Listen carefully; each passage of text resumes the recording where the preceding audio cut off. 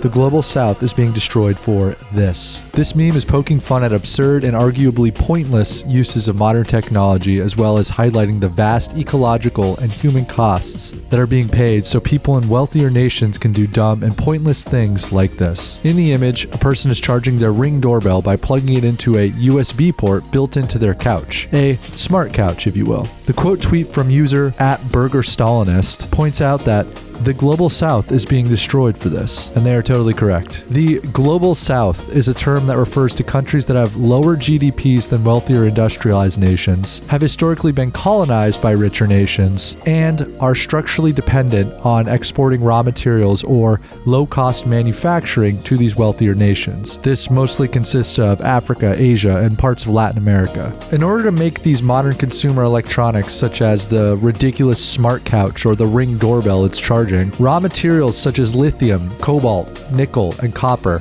must first be extracted from the nations in the global south. After being extracted by essentially slave labor, these raw materials are then shipped to and assembled in the east by more low-wage labor in energy-intensive factories. Only then, after all of that, are the products imported and flooded into the Western consumer markets in the form of cheap, throwaway tech, only 20% of which is ever actually recycled. But this pattern didn't start recently with smart furniture. It's actually centuries old, going back to the colonial phase of European empires, where raw materials such as rubber and oil were extracted from colonized territories to facilitate the modernization and expansion of the colonizers' empires. This is the structural design of global capitalism. One country's economic growth is directly linked to another's underdevelopment. Now, hundreds of years later, we're still extracting resources from the same places. Only instead of rubber for tires or sugar for tea, it's cobalt for Cybertruck batteries and lithium for e-couches. So the next time you charge your e-cigarette on your e-chair, remember that an entire country has been colonized for your ability to do so.